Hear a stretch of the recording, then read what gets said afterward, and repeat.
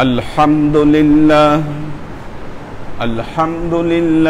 নাহমাদুহু ওয়া নাস্তাঈনুহু ওয়া নাস্তাগফিরুহু ওয়া নু'মিনু বিহি ওয়া নাতাওয়াক্কালু আলাইহি ওয়া নাউযু বিল্লাহি মিন শুরুরি আনফুসিনা ওয়া মিন সাইয়্যাতি আ'মালিনা من يهد الله فهو المهتدي ومن يضلل فلن تجد له وليا مرشدا فنشهد أن لا إله إلا الله وحده لا شريك له ونشهد أن سيدنا وسندنا ونبينا محمدا صلى الله عليه وسلم الذي أرسله الله بالحق بشيرا ونذيرا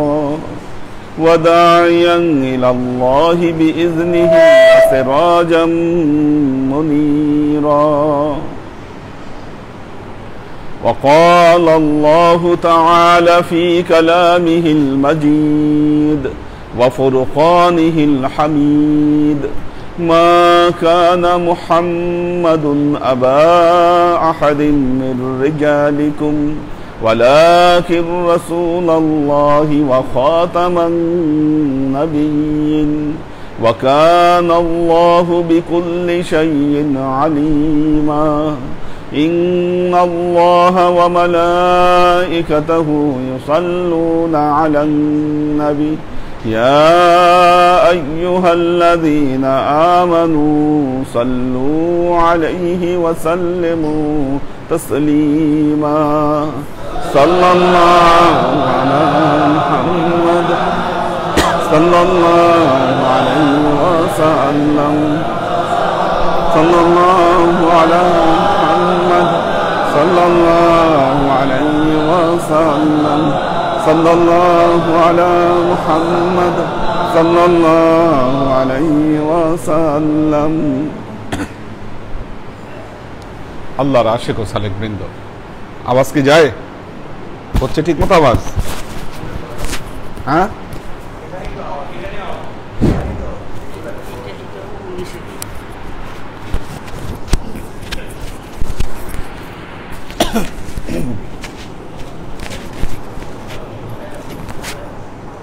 আল্লাহর আশিক ও সালেক বৃন্দ, এবার মনে হয় হচ্ছে।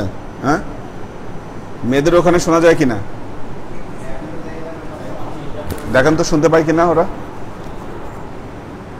বিষয়টা বোঝা যাচ্ছে না তো, আওয়াজ হচ্ছে কিনা হচ্ছে। হ্যাঁ,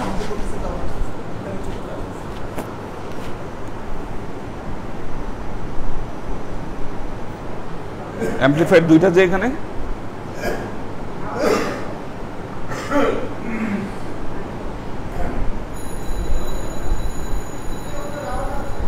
যাচ্ছে। আচ্ছা, তার দরকার নাই, এই যে ঠিক আছে, ধরেন না, এটা ধরেন না, বসেন, আওয়াজ যাচ্ছে, বসেন। হ্যাঁ, আল্লাহর আশিক ও সালেক বৃন্দ, ওয়া ক্বালা রাসূলুল্লাহ সাল্লাল্লাহু আলাইহি ওয়াসাল্লাম আত-তুহুরু শাতরুল ঈমান, পবিত্রতা হচ্ছে ঈমানের অঙ্গ। পবিত্রতা দুই ধরনের, আত-তাহারাতুল মা'নাবিয়্যা, আভ্যন্তরীণ পবিত্রতা, ওয়া তাহারাতুল জিসমিয়্যা, বাহ্যিক পবিত্রতা। আত-তাহারাতুল জিসমিয়্যা, বাহ্যিক পবিত্রতা হচ্ছে শরঈ পবিত্রতা, শরীয়তের পবিত্রতা, শরীয়ত সম্মত পবিত্রতা। এবং আভ্যন্তরীণ পবিত্রতা হচ্ছে আত-তাহারাতুল ইরফানিয়্যা, সেটা হলো আধ্যাত্মিক পবিত্রতা। ইবাদত বন্দিগিতে মশগুল হবার জন্য,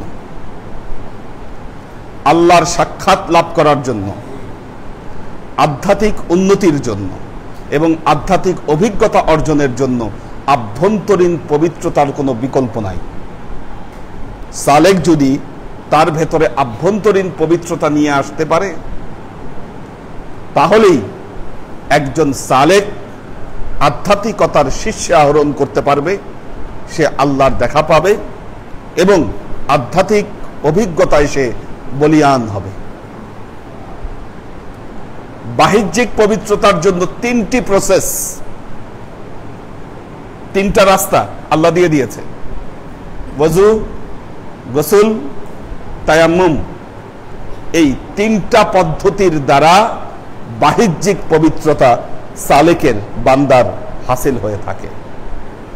ঠিক তেমনি আধ্যাত্মিক পবিত্রতার জন্য কিছু সিস্টেম, কিছু পথ বর্ণিত রয়েছে। যিনি এই পথ এবং পন্থাগুলোকে অবলম্বন করতে পারবেন তিনি অবশ্যই আধ্যাত্মিক পবিত্রতা হাসিল করতে পারবেন। যুগে যুগে আল্লাহর ওয়ালিগণ, ওলি আউলিয়াগণ যারা তরিকার প্রচার করেছেন, তরিকার প্রসারে যারা নিয়োজিত থেকেছেন, এক একজন এক একভাবে এই আভ্যন্তরীণ যে পবিত্রতা, এই পবিত্রতার তালকিন তাদের সালেকদেরকে দিয়েছেন। ঘুরে ফিরে সব পদ্ধতি এক জায়গায় এসে মিলিত হয়েছে। বিষয় এক, ঘুরে ফিরে। এবং সবচাইতে মজার বিষয় হচ্ছে যে 1000 বছরের যদি পুরনো সিস্টেম আপনি দেখতে যান, দেখবেন সেখানেও এই পদ্ধতিগুলো পাওয়া যায়। মানুষ 1000 বছর আগেও এই পদ্ধতিগুলোকে অবলম্বন করত, কিন্তু সেটা ভিন্ন নামে, ভিন্ন ফর্মে, শুধু নামটাই পরিবর্তন, সিস্টেম একই। আপনার শরীরের মধ্যেই তো সব।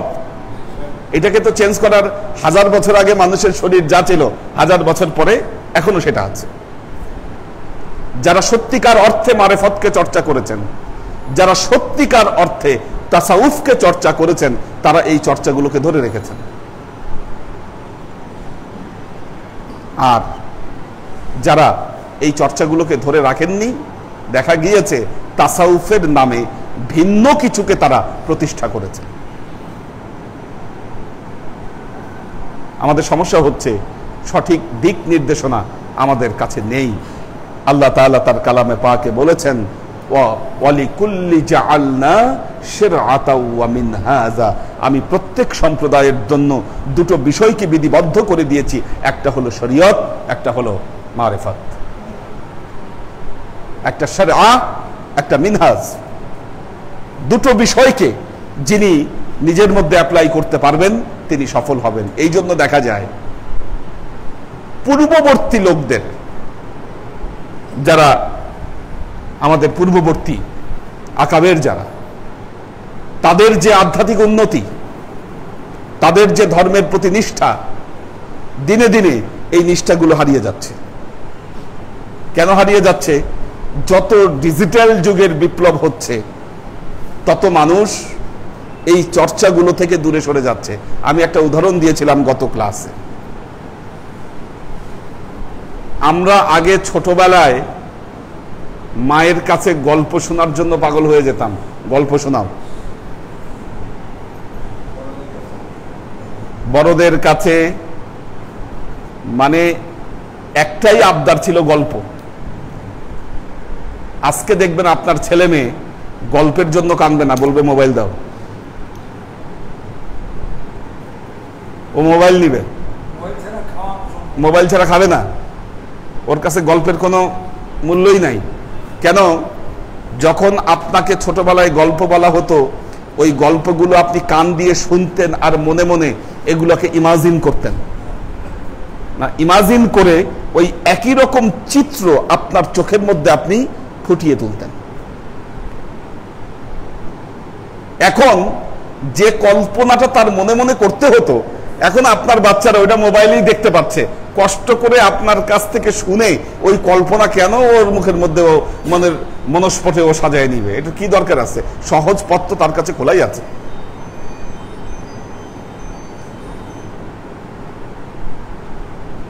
আবার দেখবেন আগে মানুষের উপন্যাস পড়ার একটা ঝোঁক ছিল, গল্পের বই পড়ার একটা ঝোঁক ছিল। আস্তে আস্তে ঝোঁকগুলো চলে যাচ্ছে। কারণ কষ্ট করে ওইটা পড়ার চাইতে টেলিভিশনে এসে দেখতে পাচ্ছে অনেক কিছু।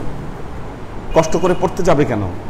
যার ফলে কি হচ্ছে, এই যে মানুষের যে ইমাজিন করার একটা শক্তি, একটা ক্ষমতা, এই ক্ষমতাগুলো আস্তে আস্তে হারিয়ে যাচ্ছে, ভোতা হয়ে যাচ্ছে।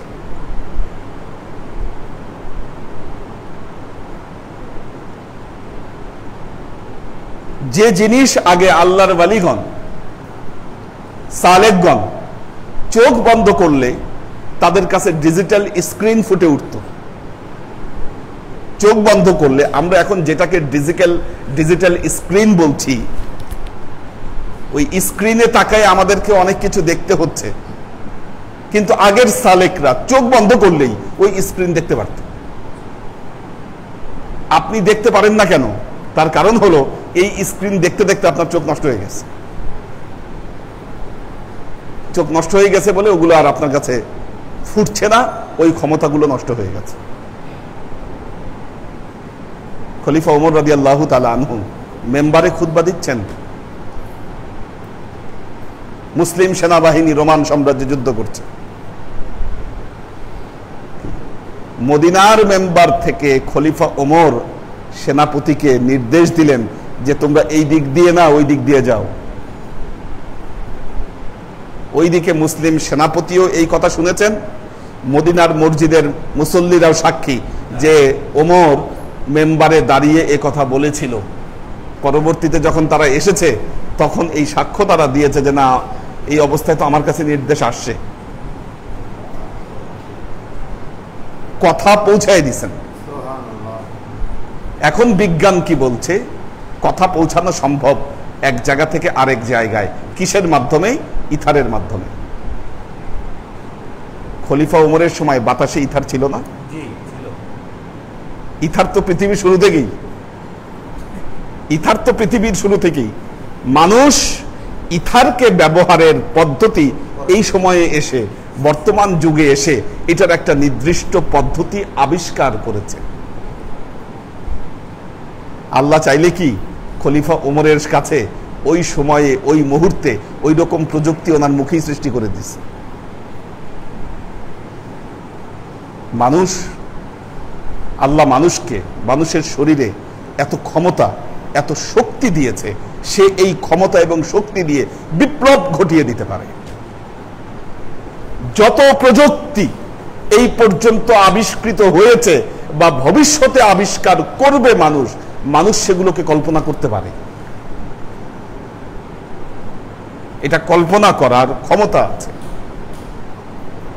যখন প্লেন আবিষ্কার করেনি, মানুষ কি আকাশে উড়ার স্বপ্ন দেখতো না? রকেট আবিষ্কার যখন করেনি, তখন কি চাঁদে যাওয়ার চিন্তা করতো না মানুষ?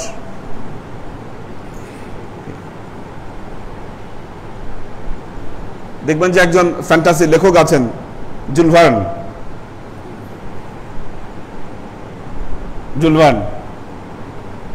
উনি চাঁদে যাওয়ার কাহিনী বর্ণনা করছে কত আগে, মানুষ চাঁদে যাওয়ার আগে। হ্যাঁ, এরকম অনেকগুলো আছে ওনার বৈজ্ঞানিক ফ্যান্টাসি কাহিনী, বহুত কিছু সে বলছে, পৃথিবীর ভেতরে গর্ত করে কিভাবে ভেতরে যাবে, এগুলো অনেক কিছু সে লিখছে। কেন? ইমাজিন থেকে করছে কাজগুলো। মানুষ বহু আগে থেকে ইমাজিন করে এগুলো। হ্যাঁ, সৃষ্টি করতে পেরেছে পরে, কিন্তু সবকিছু মানুষের শরীরের মধ্যে আছে। ঠিক তেমনি আল্লাহর আশিক ও সালেক বৃন্দ, আপনি যদি আপনার ভেতরটাকে পবিত্র করতে পারেন, তাহলে আপনিও এগুলোকে হাসিল করতে পারবেন, আয়ত্ত করতে পারবেন। এটা অসম্ভব কিছু না। আপনার মধ্যেও স্পিরিচুয়াল এক্সপেরিয়েন্স আপনার ভেতরে জন্ম নিবে। এর জন্য দুটো কাজ করতে হবে, একটি আভ্যন্তরীণ, একটি বাহ্যিক। এই ক্ষেত্রেও দুটো। আপনার ভেতর কলুষিত হয় কেন? আপনার ভেতরটা ময়লায় ভরা, আপনার ভেতরে জঘন্য ময়লা। ময়লা জায়গায় আল্লাহর নূর প্রস্ফুটিত হবে না। ময়লা জায়গার মধ্যে আল্লাহর নূর চমকায় না। এখানে যদি নূরকে চমকাইতে হয়, এটা গ্লাসের মতো পরিষ্কার করতে হবে আপনাকে।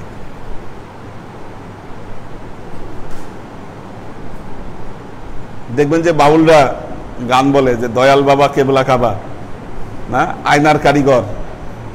এই যে আয়নার যে কারিগর, আয়নার কথা যে বলে, কি ভেতরটা আপনার পরিষ্কার করলে, ওই আয়না বলতে ওইটাকে বোঝানো হচ্ছে যে এখানে যদি রিফ্লেক্ট করতে হয় তাহলে তো বিষয়টা পরিষ্কার করতে হবে।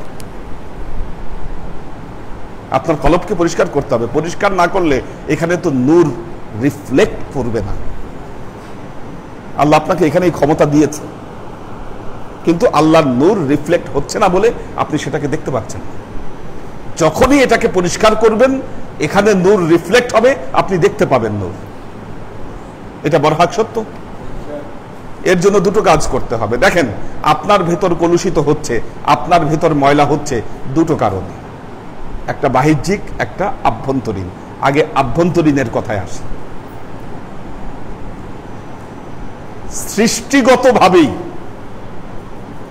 সৃষ্টিগতভাবেই আপনার ভেতরে নোংরা উপাদান দিয়ে দিছে আল্লাহ। এমন চারটা জিনিস সংমিশ্রণ ঘটিয়েছে আপনার মধ্যে, চারটাই বড় বেতাল জিনিস। সেই চারটার নাম কি? অব, আতশ, খাক, বাদ। অব, আতশ, খাক, বাদ, চারটা জিনিস। এই চারটা শব্দই হলো ফার্সি শব্দ। অব, অব মানে পানি। অব মানে পানি। আতাশ, আতশ বলে না আতশবাজি, আতশবাজি বলে না, এই অব আতশ। আতশ ফার্সি শব্দ, আতশ মানে আগুন। আপনার মধ্যে পানি আছে, আপনার মধ্যে আগুন আছে। খাক, খাক মানে মাটি, মাটি আছে আপনার মধ্যে। বদ, বদ মানে হচ্ছে বাতাস, আপনার মধ্যে বাতাস আছে। এই অব, আতশ, খক, বাদ, আল্লাহ এই চারটা বিষয়ের সমন্বয়ে আপনার শরীর তৈরি করছে।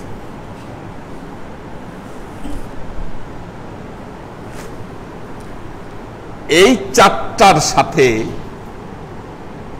রুহু, রুহু হচ্ছে আপনার শরীরে অত্যন্ত পবিত্র একটা জিনিস। রুহুর যে চেহারা, রুহুর যে চেহারা ফেরেশতাদের পবিত্রতার চাইতে সেটা পবিত্র। আপনার ভেতরে যে রুহু আছে, এই রুহুটা ফেরেশতাদের পবিত্রতার চাইতে একটা পবিত্র জিনিস। এখন একটা চকচকে ডায়মন্ড, কোহিনূর, কোহিনূর হীরাকে যদি একটা কাদার ভেতরে মানুষ ঢুকায় রাখে, তখন কি অবস্থাটা হবে? কি কোহিনূরের কোনো আলো থাকবে? আলো থাকবে না। তো আল্লাহ কি কামটা করছে দেখেন, এই চারটা জিনিস দিয়া আপনার শরীর বানায়। আপনার শরীর তো একটা কাদার দলা, এটা এটা একটা কাদার দলা। এত নরম মাটি, মাটি তো মাটি, শক্ত মাটি না, আবার নরম মাটি। মাটি দিয়া মূর্তি বানাইলে তো শক্ত হয়ে থাকে, এটা শক্ত না, নরম। এটার মধ্যে যে পানি আছে, এটার মধ্যে যে আগুন আছে, এটার মধ্যে যে বাতাস আছে, মাটি আছে। মাটি তো দেখাই যাচ্ছে মাটি। খেয়াল করেন, দেখেন, তাকায় দেখেন, বিভিন্ন কালারের মাটি, এক একজনের কালার এক এক রকম। মাটি দেখাই যাচ্ছে, এটা চোখেই দেখা যায় মাটি। এটা মাটি বোঝার জন্য আর কোনো আলাদা বিশেষ বিষয় দরকার হয় না। গরম লাগলে আপনি ঘামতেছেন, তার মানে কি ভেতর থেকে পানি বের হচ্ছে অলরেডি। কি আবার পানি বেশি বের হয়ে গেলে পানি আবার ভেতরে দিতে হয়, না দিলে দেখবেন যে অবস্থা শেষ, টিকবেন না আপনি। হ্যাঁ, সারাদিন ভিজায় ভিজায় রাখতে হয় এটাকে, পানি ভেতরে ঢুকায় এটাকে ভিজায় ভিজায় রাখতে হচ্ছে। সিস্টেম করে দিছে আল্লাহ, পানি ভেতরে দিতে হবে, এটা না টিকবে না। পানি আছে এটার মধ্যে, আগুন, আগুন না থাকলে শরীরে হিট হয় কেমনি? কি আপনার শরীরের হিট যদি একদম না থাকে, সে তো মরা মানুষ। ভেতরে আগুন আছে বলেই হিট জ্বলতেছে আপনার শরীরের মধ্যে। কি তেলস্মতি, আল্লাহু আকবার। চিন্তা করতে পারেন। বাতাস, এই যে আপনি দম নিচ্ছেন, ছাড়ছেন, বাতাস তো ভেতরে আছেই। এই চারটা জিনিস দিয়া এইটা বানায় আল্লাহ কি করলেন? এই যে রুহু নামে এমন একটা জিনিস, এত মূল্যবান জিনিস, এটার মধ্যে একেবারে ঢুকাই দিলেন। এখন ভেতরে ঢুকে এই জিনিসটা ভেতরের মধ্যে বসে রয়েছে, এগুলার আড়ালে চাপা পড়ে আছে। এটা পরিষ্কার না করলে, পরিষ্কার করে এটাকে বের করতে হবে। হ্যাঁ, এটাকে বের করতে হবে। বের করলে তখন আল্লাহর নূর এখানে রিফ্লেক্ট হবে, আপনি দেখতে পাবেন। নামাজ, ইবাদত, বন্দিগি, তখন সবকিছুতে মজা পাবেন। উনি ঘুমাই গেছে পিছনে, একটু আগে বসেন, এদিকে আসেন। আরো সাইডে আগায় বসেন, একদম যতক্ষণ আমাদেরকে তাকায় থাকবেন যতক্ষণ ক্লাস করবেন। তো দেখেন খুব গুরুত্বপূর্ণ বিষয় এটা, আপনার ভেতরেই তো এই অবস্থা, ভেতরে এই অবস্থা, তার উপরে আল্লাহ আবার এটার মধ্যে 9টা ফুটা করে দিছে, 9টা ফুটা করে দিছে। ফুটা করে, ফুটা বলতে আবার বাল্ব আছে এখানে, একদম একদম যে ফুটা তা না, এটা দরজার মতো, ইচ্ছা করলে বন্ধ করা যায়, ইচ্ছা করলে খোলা রাখা যায়। এটার মধ্যে আবার 9টা ফুটা করে দিছে। ফুটা করে একেবারে আবর্জনাময় জায়গায় আপনাকে ফালাই দিছে। লাকাদ খলাকনাল ইনসানা ফি আহসানি তাকওয়িম সুম্মা রাদাদনাহু আসফালা সাফিলিন। যেখানে আপনি আসছেন, যেখানে এসেছেন, এটা আসফালা সাফিলিন, এটাই আসফালা সাফিলিন, আবর্জনায় ভর্তি। এখন একটা ঘর বানায় 9টা দরজা লাগায় আপনি ড্রেনের পানির মধ্যে চুবান, কি হবে? ভেতরে ময়লা ঢুকবে না? একে তো ভেতরে ময়লা, বেতালে জিনিস ভেতরে আপনার এমনি আছে, আবার এইখানে 9টা ফুটা করে আবর্জনার মধ্যে আপনাকে নামায় দিছে, ভেতরটা পরিষ্কার কেমনে থাকে?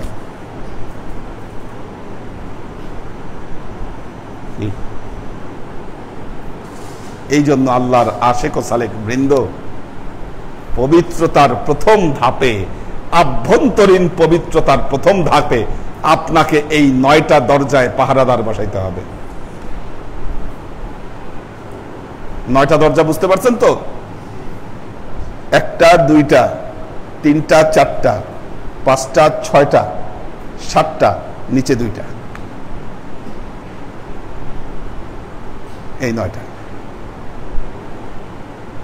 যার মধ্যে প্রথম গুরুত্বপূর্ণ হচ্ছে চোখ। চোখ, সূরা নূর,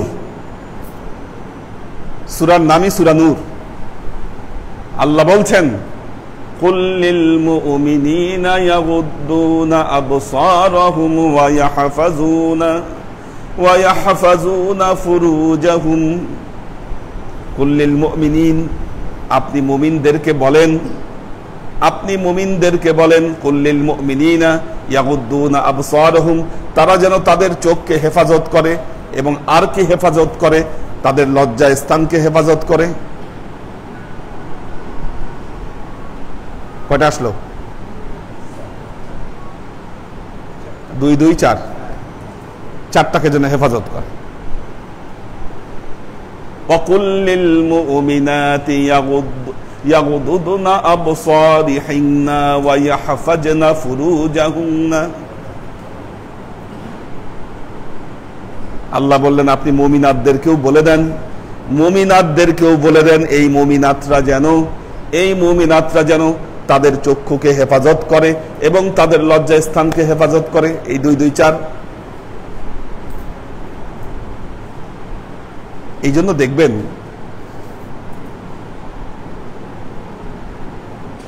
খ্রিস্টান, বৌদ্ধ, নাথ সম্প্রদায়, এদের মধ্যে যারা সাধক তারা বিয়ে করে না।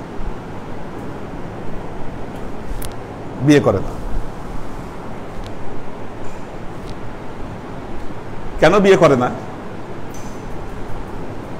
ওই যে লজ্জা স্থান, এই 2টা জায়গাকে হেফাজত করার অর্থে তারা বিয়ে না করার অর্থে নিচ্ছে। এটা জানেন কিনা? বৌদ্ধ যারা সন্ন্যাসী তারা কিন্তু বিয়ে করতে পারে না, সংসার ত্যাগী। পাদ্রীরাও তাই, সেম। এবং হিমালয়ে আরেকটা সম্প্রদায় আছে যাদেরকে নাথ সম্প্রদায় বলে। নাথ সম্প্রদায় হচ্ছে এরা মহাদেবের অনুসারী, এরাও ধ্যান করে। কিন্তু আল্লাহর নবী বলেছেন লা রুহবানিয়াতা ফিল ইসলাম, বৈরাগ্যবাদ ইসলামে নেই, চলবে না। বিশেষ ক্ষেত্রে এটাকে বৈধতা দিয়েছেন আল্লাহ নবী, বিশেষ ক্ষেত্রে। এবং এই বৈধতার দৃষ্টান্ত আহলে সুফফারা হচ্ছে এটার বৈধতার দৃষ্টান্ত। কিছু ক্ষেত্রে এটাকে দৃষ্টান্ত দেওয়া হয়েছে এবং কমন মানুষের জন্য ইতিকাফের ব্যবস্থা করা হয়েছে। ওয়ালা তুবাশিরুহুন্না ওয়া আনতুম আকিফুনা ফিল মাসাজিদ। কিন্তু বাকি ক্ষেত্রে সেক্সকে কন্ট্রোল করতে বলা হয়েছে ইসলামে, কমন, সে বিষয়ে পরে আসে। সবচাইতে গুরুত্বপূর্ণ বিষয় মুমিনের জন্য দুই চোখকে হেফাজত করা।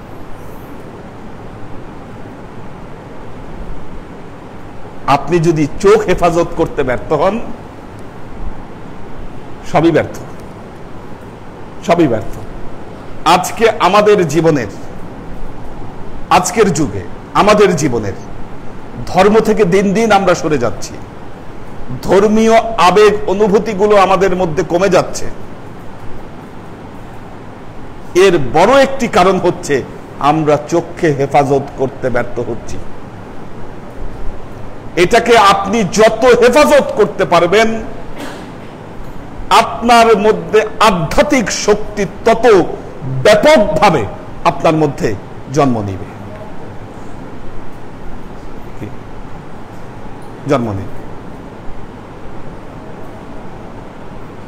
এখন আমাদের কামাল পাশা বিয়ে করে নাই,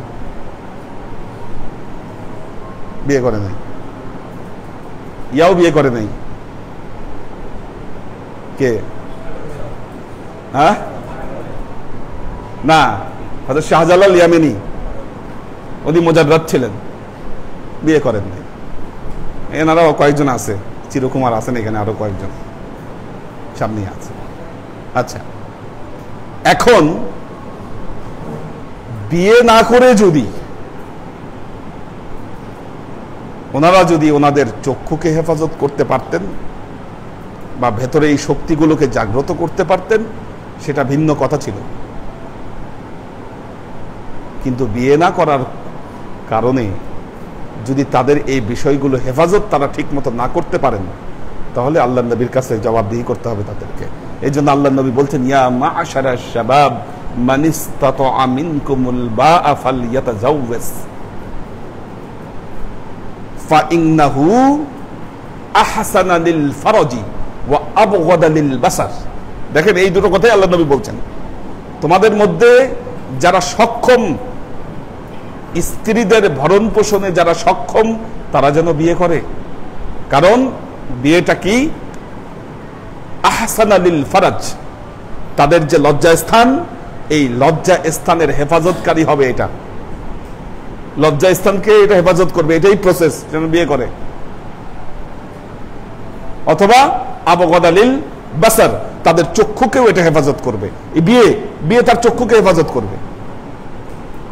ফামান লাম ইয়াস্তাতি' ফাআলাইহি বিসিয়াম, যারা এটা না পারবে তারা যেন রোজা রাখে। কি? তারা যেন রোজা রাখে। ফাইন্নাহু লাহু ভিজাউন, কারণ এই রোজাটা হবে তাদের জন্য ঢাল স্বরূপ।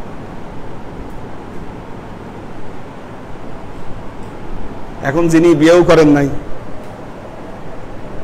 রোজাও রাখেন না, কি তিনি যদি দাবি করেন যে না আমি ঠিক আছি, আমার চক্ষু হেফাজত আছে, আমার লজ্জা স্থানও হেফাজত আছে।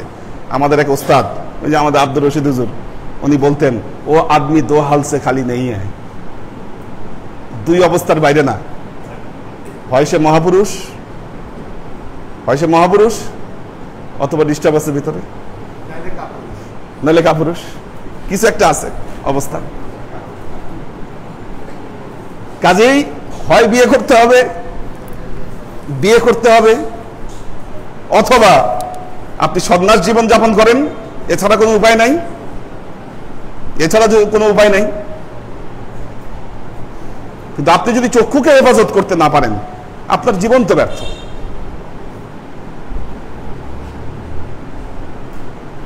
জীবন আপনার ব্যর্থ। আবার যিনি বিয়ে করেও চোখকে বিলাই দিছেন, লজ্জা স্থানকে হেফাজত করতে ব্যর্থ হয়েছেন, তাদের তো আর বলার কিছু নাই। বলেন কি জবাব দিবেন আপনি? আল্লাহর আশেক ও সালেক বৃন্দ, যদি সত্যি চান আপনি আধ্যাত্মিকতার পথে অগ্রসর হবেন, কি শরীয়ত এক জিনিস, মারেফত ভিন্ন, মারেফতের কথা ভিন্ন। কি এখন দেখেন, শরীয়তের বেশ কিছু শাস্তি নির্ধারিত আছে, ফৌজদারি শাস্তি। সূরা নূরের কথাই ধরি, সূরা নূরের আলোচনা করছিলাম। ফৌজদারি শাস্তি নির্ধারিত রয়েছে কিছু বিষয়ে। জেনা করলে অবিবাহিত জেনা করলে 100টা ব্যত্রাঘাত, চুরি করলে হাত কাটো, এরকম বেশ কিছু বিধান দেওয়া আছে। এখন আপনি যদি রাস্তায় কোনো মেয়ের দিকে তাকান, তাহলে কি শাস্তি আপনার? কি শরীয়তে এটার কোনো শাস্তি বলা নাই। এটার ফলে যা হবে, আপনার আধ্যাত্মিকতা ক্ষতিগ্রস্ত হবে। আপনার সাধক হিসাবে আপনি সিদ্ধি লাভ করতে পারবেন না। যদি সাধক হিসাবে সিদ্ধি লাভ করতে হয়, আপনাকে প্রথমেই যে কাজটা করতে হবে সেটা হচ্ছে আপনার চক্ষু এবং লজ্জা স্থানকে হেফাজত করতে হবে। এই দুটোকে আপনি হেফাজত করেন, দেখবেন আপনার মধ্যে কি অবস্থাটা জন্ম নেয়।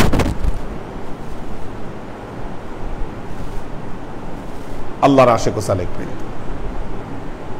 বাকি গুরুত্বপূর্ণ বিষয়ে যাওয়ার আগে আর দুইটা দরজা সম্পর্কে আলোচনা করব আজকে, গুরুত্বপূর্ণ, যেটা আনকমন আপনাদের কাছে,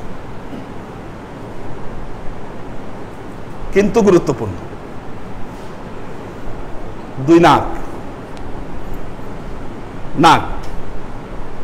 নাকের কাজ কি? চোখের পরে এটার গুরুত্ব, অত্যন্ত গুরুত্বপূর্ণ। এটি আপনার ভেতরে শয়তানের প্রবেশ পথ হচ্ছে এই দুই নাকের ফুটা। আল্লাহ নবীর হাদিস দ্বারা এটা প্রমাণিত। শয়তান ভেতরে প্রবেশ করে নাক দিয়ে। মারাত্মক জিনিস এটা। ভেতরে যত অসওয়াসা দিচ্ছে, নামাজের মধ্যে যত সমস্যা হচ্ছে, শয়তান যে আপনার ভেতরে যাচ্ছে, ঢুকতেছে নাক দিয়ে। এই জন্য অজু করার সময় বলা হচ্ছে, নাকে কি করতে, ভালো মতো পানি দিতে। নাকে পানি দেওয়ার সিস্টেম কেন?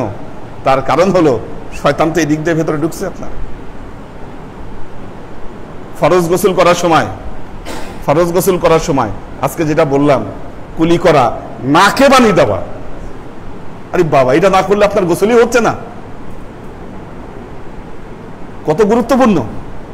কারণ শয়তানের ঢুকার পথ তো নাক দিয়ে শয়তান ঢুকছে আপনাকে। এখন এইটাকে কেমনে হেফাজত করবেন?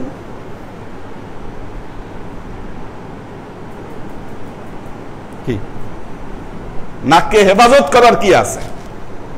আল্লাহর আশেক ও সালেক বৃন্দ, হ্যাঁ, নাককে হেফাজত করার যেটা আছে, নাকের পাহারাদার বসাইতে হবে নাকে। খুব সূক্ষ্ম জিনিস। একটা জিনিস খেয়াল করবেন, দুই চোখের দৃষ্টি যখন আপনি আপনার নাকের উপরে আনবেন, শয়তানের অসওয়াসা বন্ধ।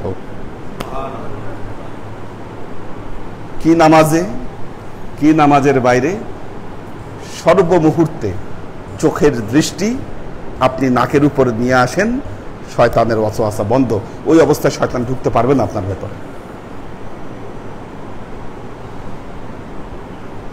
নামাজের মধ্যে কোনোভাবেই মন কন্ট্রোলে আনতে পারছেন না আপনি দৃষ্টিটাকে এটার উপর দিয়ে নিয়ে আসেন। কি বাইরের যে খেয়াল, সারা দুনিয়ায় ঘুরতেছিলেন, বন্ধ।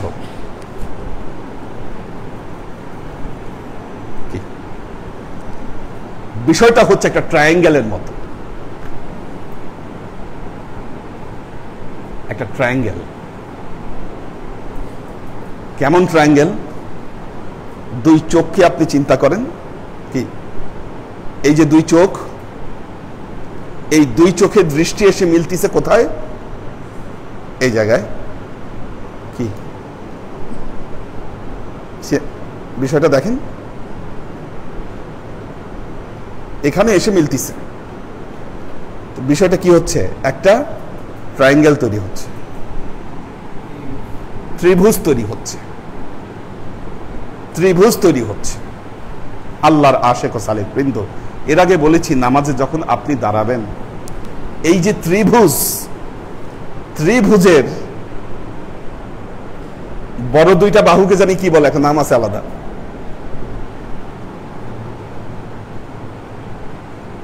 শকত ভাই থাকলে বলতে পারতো, নাম আছে আলাদা এই দুইটা।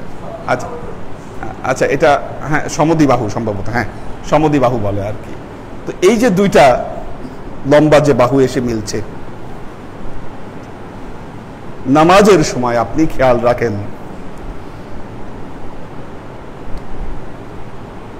দুইটা বাহুর একটা বাহু হচ্ছে এক পাশে মুহাম্মদ মুস্তাফা সাল্লাল্লাহু আলাইহি ওয়াসাল্লাম, আরেক বাহু হচ্ছে আপনার মুর্শিদগণ। মুর্শিদগণ, মুর্শিদগণ যেখানে গিয়ে মিলিত হয়েছে সেটা হচ্ছেন আল্লাহ।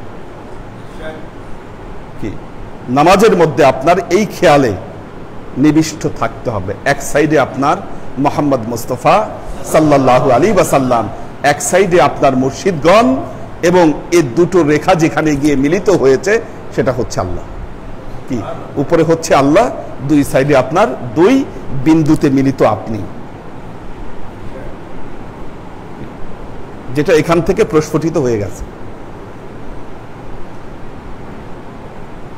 যখন এটাকে প্র্যাকটিসে নিয়ে আসবেন, এই যে ত্রিভুজের কথা বলছি, এক সময় দেখবেন এটা একটা স্ক্রিন আপনার কাছে। কি চোখ খোলা অবস্থায়, কি চোখ বন্ধ অবস্থায়। কি চোখ খোলা অবস্থায় যখন বান্দার কাছে সূক্ষ্ম দৃষ্টি উন্মুক্ত হয়, তখন সেটাকে দাকিকাত বলা হয়। ওটাই হলো দাকিকাত।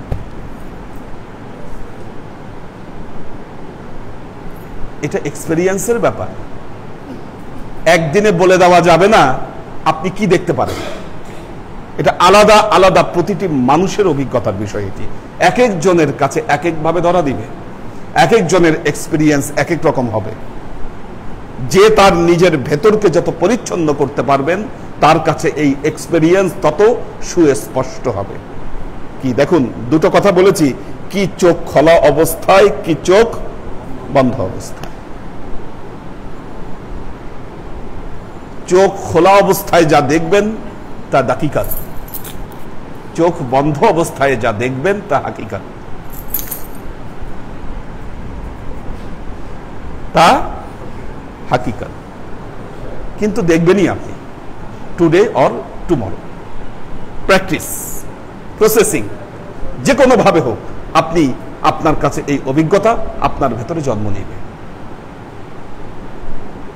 আমাদের প্রবলেম হচ্ছে জীবনের ব্যস্ততায় আমরা এতই ব্যস্ত, আমাদের সময় কই। সময় কই।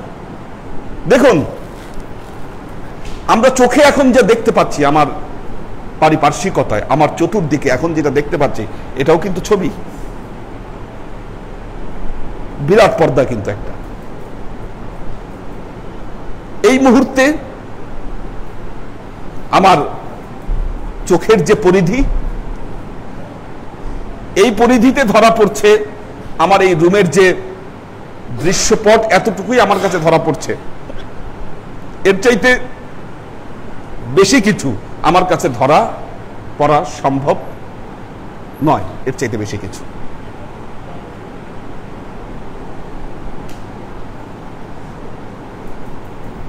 যখন আপনি এত বড় পর্দাকে কি ছোট্ট একটা এরিয়ার মধ্যে নিয়ে আসবেন,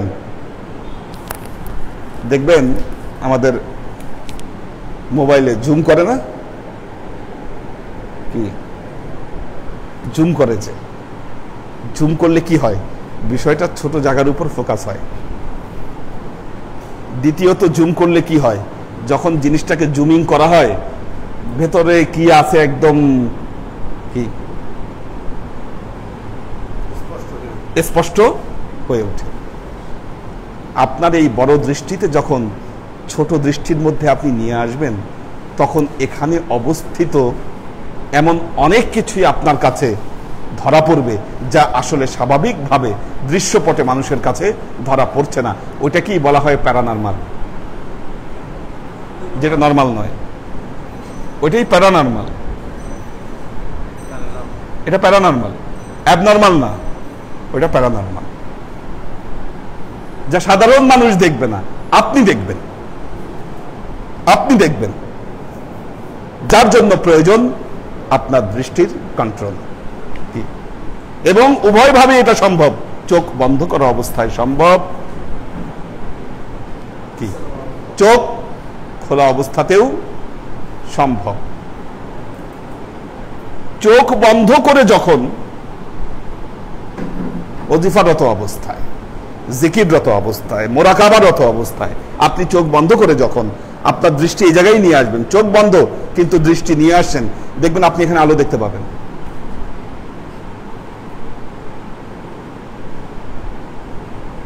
চোখ বন্ধ করে, আচ্ছা অনেকের ঘুম লাগতেছে কেন বুঝলাম না, আজকে ঘুমের পরিমাণটা বেড়ে গেছে।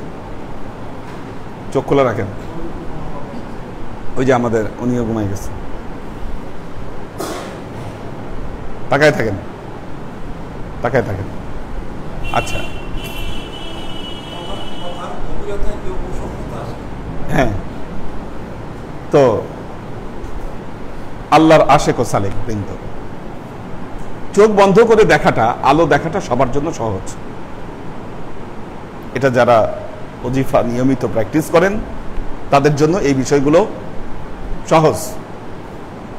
আমি বলেছিলাম আমাদের দরবার হয়ে গেলে বিষয়গুলো আপনাদেরকে প্র্যাকটিস করাবো। এখন সময় আসছে, পরিবেশ দিছে আল্লাহ, এখন আস্তে আস্তে আমরা এগুলো প্র্যাকটিস করব। আমরা এখন থিওরিক্যালে যাচ্ছি, সামনে প্র্যাকটিক্যালে যাব। এখন শুধু থিওরিক্যাল হচ্ছে, কিছু থিওরিক্যাল জ্ঞান আপনাকে থাকতে হবে, কিছু প্র্যাকটিক্যাল জ্ঞান আপনাকে দিতে হবে, বাকিটা আপনার প্র্যাকটিস ছাড়া আপনি এটাকে আয়ত্ত করতে পারবেন না। আল্লাহর আশিক ও সালেক বৃন্দ, আজকে আর বেশি দূর যাব না। চোখ এবং নাক এ দুটোর সমন্বয়ে আপনি থাকেন, এ দুটোকে কন্ট্রাক্ট করেন, একটা ত্রিভুজকে চিন্তা করেন,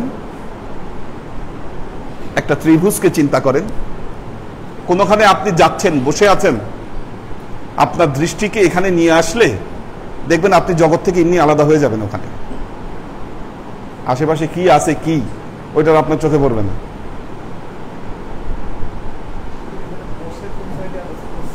হ্যাঁ, ডান দিকে রাসূল, আপনার ডান দিকে রাসূল, এই বিন্দু থেকে ডান দিকে যেটা চলে গেছে সেটা, আর বাম দিকে মুর্শিদ, উপরে যেটা আছে সেটা আল্লাহ।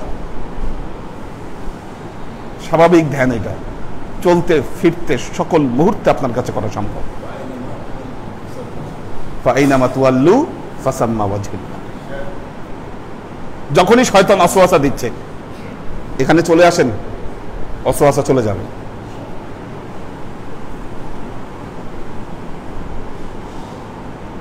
এটা একটা মারাত্মক থিওরি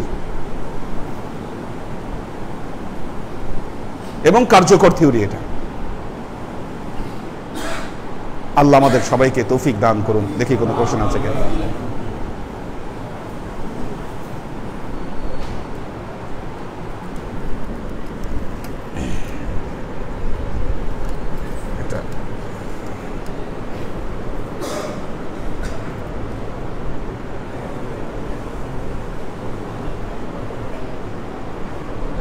কায়েস আছে, জয়নাল আবেদিন কায়েস, লুনা তাবাসসুম লুবনা, তিশা তৌফিকা, ওয়াসিম খান, আব্দুস সাত্তার, মাহফুজুল হক উজ্জ্বল, রাহিমা আক্তার, নীল আকাশ সালাম দিয়েছেন, সালাউদ্দিন সাদিফ, সালাম দিয়েছেন, দীর্ঘ জীবন কামনা করেছেন। মোহাম্মদ মারুফুর রহমান সপরিবারে সবাইকে সালাম দিয়েছেন। ফাইম ফাইজুল্লাহ সালাম দিয়েছেন। মাহফুজুল হক উজ্জ্বল সালাম দিয়েছেন। আমাদের আখতারুজ্জামান ভাই আছেন। লুনা তাবাসসুম লুবনা সালাম দিয়েছেন, দোয়া চেয়েছেন। সাজ্জাদ রহমান সালাম দিয়েছে। দরবারে সকল পীর ভাইকে সালাম দিয়েছে। আখতারুজ্জামান ভাই সালাম দিয়েছেন সবাইকে। সাইফুল্লাহ রিঙ্কু সালাম দিয়েছে বাহরাইন থেকে, দোয়া চেয়েছেন। সুরভি আক্তার নিপা সালাম দিয়েছেন। মোহাম্মদ আজাদ, আমিনা ওয়াদুদ উনি আছেন।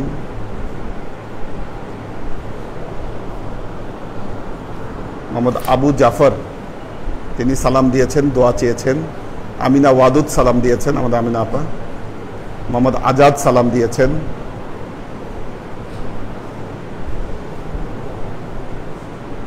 মোহাম্মদ ইমরান সালাম দিয়েছেন। আলাউদ্দিন মিয়া সালাম দিয়েছেন।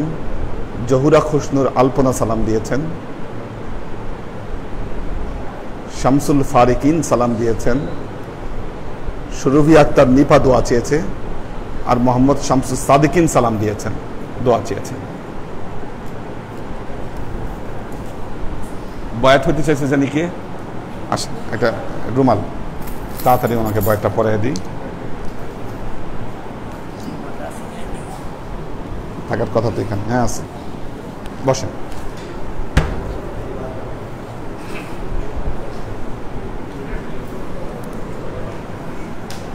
ধরেন।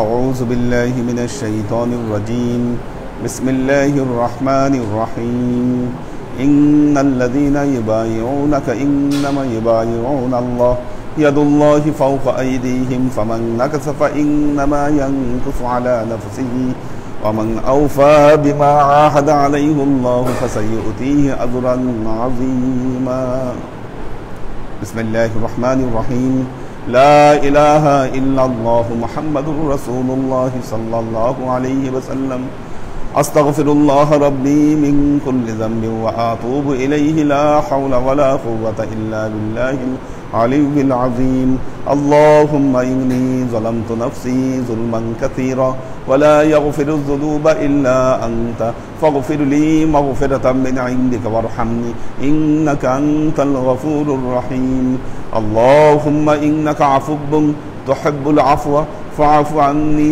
يا غفور الرحيم الودود بسم الله الرحمن الرحيم لا إله إلا الله محمد رسول الله صلى الله عليه وسلم أشهد أن لا إله إلا الله وحده لا شريك له وأشهد أن محمدا عبده ورسوله آمنت بالله كما هو بأسمائه وصفته وقبلت جميع بأحكامه وأركانه آمنت بالله وملائكته وكتبه ورسله واليوم الآخر والقدر خيره وشره من الله تعالى والبعث بعد الموت يا الله يا رحمن يا مالك আমি আমার জীবনে সগীরা কবিরা শিরকি বিদআতি কাফিরি মুশরিকি জাহিরি বাতিনি ইচ্ছায় অনিচ্ছায় জানা অজানায় আগে পিছে যত ধরনের গুনাহ করেছি সমস্ত গুনাহ থেকে এই মুহূর্তে তোমার দরবারে তওবাতুন নসুহা করছি। ইয়া আল্লাহ, তওবায়ে নসুহা বলতে হযরত আলী রাদিয়াল্লাহু তাআলা আনহু এর জন্য যে 6টি শর্তকে উল্লেখ করেছেন, আমি সেই 6টি শর্তের ভিত্তিতে তোমার দরবারে তওবা গ্রহণ করছি। অর্থাৎ মৌখিকভাবে আমার বিগত জীবনের সমস্ত গুনার জন্য তোমার দরবারে ক্ষমা প্রার্থনা করছি। অন্তরের অন্তঃস্থল থেকে আমার বিগত জীবনের সমস্ত গুনার জন্য তোমার দরবারে চরম অনুশোচিত করছি। ভবিষ্যতে কখনো কোনো দিন তোমার শরীয়ত বিরোধী কোনো কাজে লিপ্ত হব না, সে বিষয়ে দৃঢ় সংকল্প করছি। ইয়া আল্লাহ, আমি আমার বায়াত পূর্ববর্তী জিন্দেগিতে আমার ইচ্ছায় অনিচ্ছায় জানা অজানায় তোমার হকুল্লার যে ক্ষতি করেছি সেগুলোকে পূরণ করে দিব ইনশাআল্লাহ। ইয়া আল্লাহ, আমি আমার বায়াত পূর্ববর্তী জিন্দেগিতে আমার ইচ্ছায় অনিচ্ছায় জানা অজানায় তোমার হক্কুল ইবাদের যে ক্ষতি করেছে সেগুলোকে পূরণ করে দেব ইনশাআল্লাহ। ইয়া আল্লাহ, আমি আমার বায়াত পূর্ববর্তী জীবন তোমার নাফরমানিতে কাটিয়েছি, তাই বায়াত পরবর্তী জীবনে এতাতের মাধ্যমে সেই নাফরমানির ক্ষতিপূরণ করে দেব ইনশাআল্লাহ। ইয়া আল্লাহ, আমি মোট 12টা বিষয় নিয়ে এই পৃথিবীতে এসেছি, তার মধ্যে 8টি সমস্যা এবং 4টি নিয়ামত। 8টি সমস্যা বলতে আমি শয়তানের ধোঁকা থেকে বাঁচতে চাই, মৌতের আযাব থেকে বাঁচতে চাই, কবরের আযাব থেকে বাঁচতে চাই, বাসের আযাব থেকে বাঁচতে চাই, হাসরের আযাব থেকে বাঁচতে চাই, কঠিন হিসাবের আযাব থেকে বাঁচতে চাই, পুলসিরাতের আযাব থেকে বাঁচতে চাই, পরিশেষে মাওলা তোমার জাহান্নামের কঠিন আগুন থেকে আমি বাঁচতে চাই। ইয়া আল্লাহ, আমি তোমার কাছ থেকে 4টি নিয়ামত চাই, তোমার রাসূলের শাফায়াত চাই, আমলনামা ডান হাতে চাই, বেহেশতে প্রবেশ করতে চাই, পরিশেষে মাওলা বেহেশতে গিয়ে আমি তোমার দেখা চাই। এই 8টি সমস্যা থেকে মুক্তি এবং 4টি নিয়ামত হাতে পাওয়ার জন্য আল্লাহ আজকে তোমার দরবারে এই পীর সর্দারের হাতে হাত রেখে মুহাম্মদী তরিকা অনুযায়ী এই শর্তের উপর বায়াত গ্রহণ করছি, আজীবন এই পীর সর্দারের সাথে ছায়ার মধ্যে লেগে থেকে তার নির্দেশিত পথ অনুযায়ী শরীয়ত সম্মতভাবে আমার জীবনকে অতিবাহিত করব। আমার জীবনের শেষ কালেমা হবে লা ইলাহা ইল্লাল্লাহু মুহাম্মাদুর রাসূলুল্লাহ সাল্লাল্লাহু আলাইহি ওয়াসাল্লাম।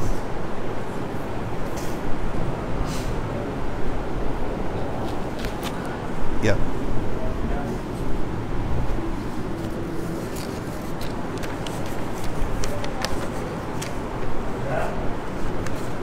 রাখো।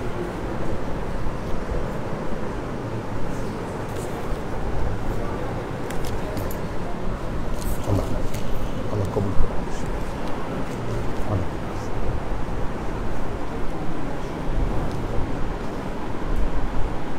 আল্লাহুম্মা আমিন। اللهم صل على محمد وعلى آل محمد كما صليت على إبراهيم وعلى آل إبراهيم إنك حميد مجيد. اللهم بارك على محمد وعلى آل محمد كما باركت على إبراهيم وعلى آل إبراهيم إنك حميد مجيد. ربنا ظلمنا أنفسنا وإن لم تغفر لنا وترحمنا لنكونن من الخاسرين. ربنا آتنا في الدنيا حسنة وفي الآخرة حسنة وقنا عذاب النار. ربنا لا تزغ قلوبنا بعد إذ هديتنا وهب لنا من لدنك رحمة إنك أنت الوهاب. اللهم إنك عفو تحب العفو فاعف عني يا غفور الرحيم الودود.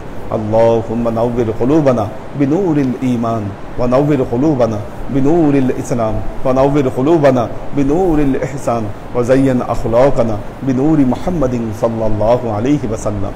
اللهم إنا نسألك علما نافعا رزقا واسعا عملا مقبولا شفاء من كل داء قلبا خاشعا ذهنا ذاكرا إيمانا كاملا توبة قبل الموت راحة عند الموت ونجاة بعد الموت. اللهم إنا نسألك رحمتك في كل درجة فلاح في كل أمر ونعوذ بك من الشرك والشك والنفاق والبدعة ومن كل وسوسة الشيطان. يا الله يا رحمن يا مالك, আমরা এতক্ষণ তোমার দরবারে যে সমস্ত আমলকে উপস্থাপন করলাম ত্রুটিমুক্তভাবে এই আমলগুলোকে তুমি আমাদের তরফ থেকে কবুল করে দাও। আল্লাহ, তুমি আমলের যাজা আমাদের প্রিয় নবী হযরত মুহাম্মদ মুস্তাফা সাল্লাল্লাহু আলাইহি ওয়াসাল্লামের কাছে পৌঁছে দাও। আল্লাহ, আমাদের নবীর পরিবারবর্গের কাছে তুমি এর যাজাকে পৌঁছে দাও। এই দুনিয়ার সমস্ত আম্বিয়ায়ে কেরাম, সাহাবায়ে কেরাম, তাবেঈন, তাবেঈন, ওয়ালি আউলিয়া, গাউস, কুতুব, আমাদের মা বাবা, ভাই বোন, আত্মীয় স্বজন, এই দরবার থেকে যত পীর ভাই বোন চলে গেছে সবার রূহে আল্লাহ তুমি এর যাজাকে পৌঁছে দাও। তুমি তোমার হাবিবের উসিলায় আমাদের সবাইকে কবুল ও ক্ষমা করে দাও।